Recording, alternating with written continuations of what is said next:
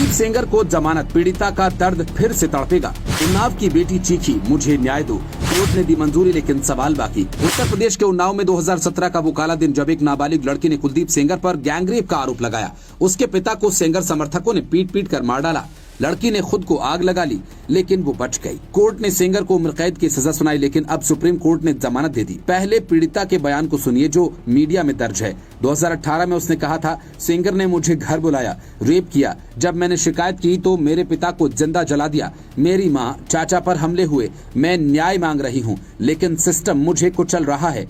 2019 में आग लगाने के बाद हॉस्पिटल से बोली, मुझे इंसाफ चाहिए, सेंगर को सजा दो वरना मैं जिंदा नहीं बचूंगी। आज भी उसके वकील कहते हैं पीड़िता डर के साए में जी रही है, जमानत से उसकी जान को खतरा है।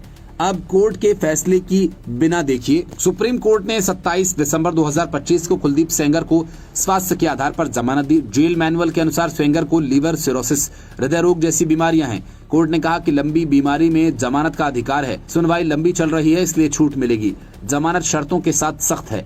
हर हफ्ते पेशी, यात्रा प्रतिबंध, सरकारी अस्पताल में इलाज। लेकिन सवाल ये कि क्या अपराधी का स्वास्थ्य पीड़िता के दर्द से बड़ा है? पीड़िता का बयान, सेंगर ने रेप किया, पिता को मारा। कोर्ट, बीमारी में जमानत प्रक्रिया चलेगी।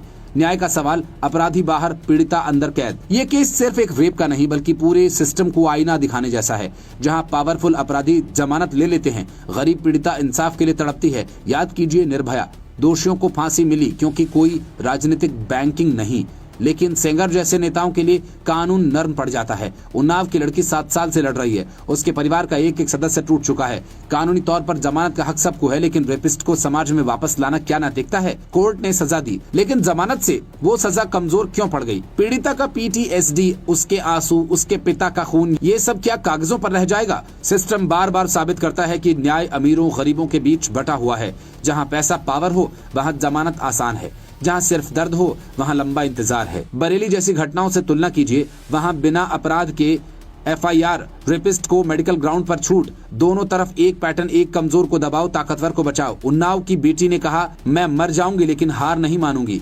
सेंगर बाहर आ गया, क्या अब वो बेटी फिर चीखेगी? ये सवाल सिर्फ उन्नाव का नहीं, हर पीड़िता का है। क्या कानून सुधरेगा? क्या अपराधी को सजा का मतलब उम्र कैद ही होगा, या बीच में जमानत का दरवाजा हमेशा खुलेगा? फैसला आपके हाथ में है। कमेंट करें, उन्नाव की बेटी को न्याय मिलना चाहिए या फिर सेंगर को आजादी? सिस्टम बदलेगा या यूं ही चलेगा?